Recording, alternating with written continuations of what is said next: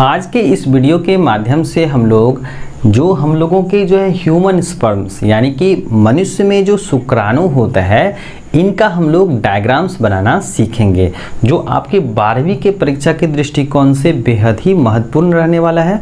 और ख़ास करके जो बच्चे 2025 ईस्वी में जो है बिहार बोर्ड की परीक्षा में शामिल हो रहे हैं, हम लोगों ने जो है कंप्लीट इस प्लेलिस्ट पर जो है 12वीं के प्लेलिस्ट पर हम लोगों ने जो है परागकण की संरचना का, अंडक का, पुष्पी पौधों में किस प्रकार की निषेचन होता है, किस प्रकार से जो है हम लोग डायग्राम्स बना सकते हैं, दोहरा निषेचन किस प्रकार से होता है, और हम लोगों ने डीएनए की संरचना का जो वाटसन एंड क्रिक मॉडल है, इन सबों को सीख लिया है। आज हम लोग सीखेंगे मनुष्य के स्पर्म यानी कि ह्यूमन स्पर्म का जो है डायग्राम किस प्रकार से बनाएंगे। तो जैसा कि यहाँ पर आप देख सकते हैं ह्यूमन स्पर्म से है, यानी कि मनुष्यों में क्या होता है, जो शुक्राणु कोशिकाएं होती हैं वो कहाँ तैयार होती हैं, हम लोगों के टेस्टिस में होते हैं, जो पुरुषों के शरीर के अंदर होता है ना। तो ये इस तरह का जो है हम लोग आज डायग्राम्स बनाना सीखेंगे। और ये क्या है, आपके नर युग्मक होते हैं और ये हमारे शरीर की सबसे छोटी कोशिकाएं होती हैं जिसको हम लोग शुक्राणु कोशिका कहते हैं। तो चलिए हम लोग सीखते हैं मनुष्य के जो हैं स्पर्म्स यानी कि ह्यूमन स्पर्म का डायग्राम्स बनाना। तो चलिए सीखते हैं। सबसे पहले हम लोग क्या करेंगे, इस तरह से हम लोग क्या करेंगे, इनका हेड बनाएंगे, ठीक है। और ये हेड कैसा होता है, टैपरिंग होता है, यानी कि ये आपके नुकीले हिस्से होते हैं इस तरह से, है ना। जैसे हम लोग ड्रॉ कर लेंगे, ठीक है। तो ये क्या हो गए, हेड वाले पोर्शंस हो गए। फिर हम लोग जो है इस तरह से करेंगे, ये क्या है आपका नेक वाला पोर्शन है, यानी गर्दन वाला पोर्शन है। और इसमें जो है इस तरह का हम लोग बना देंगे, ये क्या है आपके सेंट्रियोल हैं, क्या है सेंट्रियोल है, इस तरह से। फिर हम लोग इसको नीचे लेके जाएंगे और इसमें क्या होता है आपके इस तरह के स्ट्रक्चर्स होते हैं और इसी को हम लोग मिडिल भाग कहते हैं। क्या कहते हैं, मिडिल भाग, यानी कि शुक्राणु कोशिका का जो आपका बीच वाला हिस्सा है।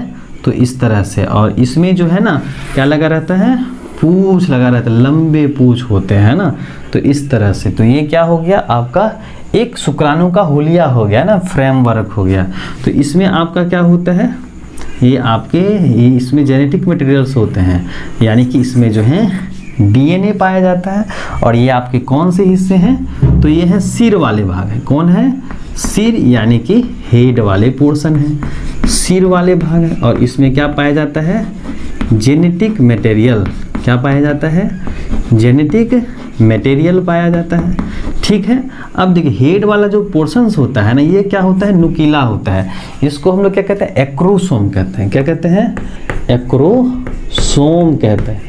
क्या बोलते हैं, एक्रोसोम कहते हैं, ठीक है। इसको अंग्रेजी में ऐसे लिखेंगे, एक्रोसोम कहते हैं। अब इसमें जो आपके है ना क्या रहता है, हाइड्रोलाइटिक एंजाइम्स होता है, कुछ क्या होते हैं, एंजाइम्स होते हैं जो क्या करते हैं, अंडाणु कोशिका के बाहरी दीवार को क्या करता है, रप्चर करता है, तोड़ने में मदद करता है, ठीक है। अब देखिए कि ये जो आपके नेक रीजन है यानी गर्दन जो है, इसमें आपके क्या पाए जाते हैं, 2 सेंट्रियोल होते हैं। क्या होते हैं, 2 सेंट्रियोल होते हैं। तो याद रखिएगा ये आपके क्या हैं, 2 सेंट्रियोल्स जो आपके सेल ऑर्गेनेल्स होते हैं। और मध्य भाग में क्या होती हैं, माइटोकॉन्ड्रिया पाई जाती हैं। क्या पाई जाती हैं, माइटोकॉन्ड्रिया पाई जाती है। ये आपका क्या है, स्पर्म का मध्य भाग है। क्या है, मध्य भाग है, जिसको क्या कहते हैं, मिडिल पार्ट। क्या बोलते हैं, मिडिल पार्ट कहते हैं। इसमें क्या होता है, माइटोकॉन्ड्रिया। क्या होता है, माइटोकॉन्ड्रिया होता है, इस तरह से। और माइटोकॉन्ड्रिया जो होता है ना, ये ऊर्जागृह कहलाता है ना, कोशिकांग है और ये क्या होते हैं, ऊर्जागृह का काम करते हैं।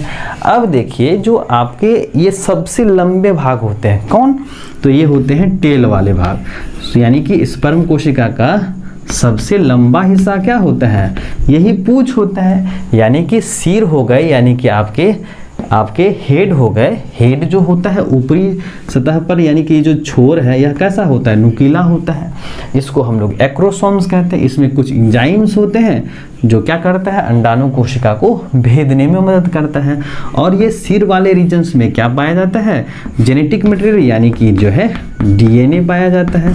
ठीक है, अब देखिए इनके जो गर्दन होते हैं ना, यानी कि सिर और मिडिल पोर्शंस को जोड़ता है, मध्य भाग को जोड़ता है, तो इसमें आपके 2 सेंट्रियोल्स रहते हैं। ये बातें याद रखनी है। सेंट्रियोल्स होता है कहाँ पर, गर्दन वाले रीजन्स में। कितने होते हैं, तो 2 होते हैं। और मिडिल पोर्शंस में आपके क्या हैं, आपके माइटोकॉन्ड्रिया होते हैं, जिसको ऊर्जा गृह कहते हैं। और जितना जो है आपका ऊर्जा रहेगा उतना जो है इसका क्या होगा, कैपेसिटी होगा। क्या होगा, कैपेसिटी होगा, जिसको हम लोग क्या कहते हैं, शुक्राणु की गतिशीलता, क्षमतावान आप जो कह सकते हैं। और इसमें क्या रहते हैं, लंबे पूंछ होते हैं, यानी कि लार्जेस्ट पार्ट क्या होता है, पूंछ होता है। और याद रखिएगा कि स्पर्म कोशिका जो होती है ना, एक विशेष परत द्वारा घिरी रहती हैं और ये पूरी तरह से कवर रहता है। और इस कवर को हम लोग क्या कहते हैं, प्लाज्मा मेम्ब्रेन कहते हैं। क्या कहते हैं, प्लाज्मा मेम्ब्रेन। तो याद रखिएगा कि शुक्राणु कोशिका पूर्ण रूपेण इसका जो बॉडी होता है ना, वह एक परत द्वारा क्या रहती हैं, घिरी हुई रहती है, जिसको क्या कहते हैं, प्लाज्मा मेम्ब्रेन कहते हैं। क्या कहते हैं, प्लाज्मा मेम्ब्रेन। तो लिखेंगे प्लाज्मा झिल्ली द्वारा क्या रहती हैं, या घिरी रहती हैं। तो आज हम लोगों ने सीखा मनुष्य का स्पर्म यानी कि ह्यूमन स्पर्म को हम लोग किस प्रकार से ड्रॉ कर सकते हैं। इससे बहुत सारे ऑब्जेक्टिव प्रश्न भी पूछे जाते हैं कि शुक्राणु की कोशिका के मध्य भाग में क्या पाया जाता है, तो कहेंगे माइटोकॉन्ड्रिया पाया जाता है। शुक्राणु के नेक भाग में क्या पाया जाता है, तो सेंट्रियोल होता है। शुक्राणु जो है वह कैसी कोशिकाएं हैं, तो कहेंगे ये नर कोशिकाएं होती हैं। और ये हमारे शरीर की सबसे छोटी कोशिका होती है ना। और कहेंगे अगर दुनिया की सबसे छोटी कोशिका क्या होती है, तो क्या बोलेंगे, माइकोप्लाज्मा। क्या बोलेंगे, माइकोप्लाज्मा, जिसको हम क्या कहते हैं, PPLO कहते हैं। क्या कहते हैं, PPLO। तो ये शॉर्ट में भी पूछा जा सकता है आपका, ठीक है, PPLO। और PPLO का पूरा नाम क्या है, ये बात नोट्स कर लीजिएगा आप लोग, ठीक है। तो क्या पता ये ऑब्जेक्टिव्स में पूछ दिया जाए। तो PPLO को हम लोग क्या नाम देते हैं, एक और माइकोप्लाज्मा नाम देते हैं। क्या नाम देते हैं, माइकोप्लाज्मा। और माइकोप्लाज्मा में सेल वॉल नहीं होता है। क्या नहीं होता है, सेल वॉल, यानी कोशिका भित्ति क्या होती हैं, एब्सेंट होती हैं। क्या होती हैं, एब्सेंट होती हैं। तो PPLO का पूरा नाम होता है प्ल्यूरो, क्या होता है, प्ल्यूरो निमोनिया लाइक ऑर्गेनिज्म। क्या होता है, ऑर्गेनिज्म होता है, ठीक है। इसको अंग्रेजी में आप लोग ऐसे लिख सकते हैं, प्ल्यूरो निमोनिया लाइक ऑर्गेनिज्म, ठीक है। तो इस तरह से आप ये लिख सकते हैं, pleuro pneumonia like organism, PPLO। तो ये दुनिया की सबसे छोटी कोशिका है माइकोप्लाज्मा, जो क्या होती हैं, सेल वॉल एब्सेंट होती हैं। और इस तरह से माइकोप्लाज्मा को हम लोग क्या कहते हैं, जोकर्स ऑफ माइक्रोबायोलॉजी। क्या कहते हैं, जोकर्स ऑफ माइक्रोबायोलॉजी। तो आज हम लोगों ने सीखा मनुष्य के ह्यूमन स्पर्म यानी कि जो है इसका यानी कि स्पर्म्स का नामांकित चित्र बनाना। तो अगले क्लास में हम लोग बनाएंगे यानी कि सीखेंगे न्यूक्लियोजोम्स का जो है संरचना, और देखेंगे बीजाणुधानी की संरचना किस प्रकार से हम लोग ड्रॉ करेंगे।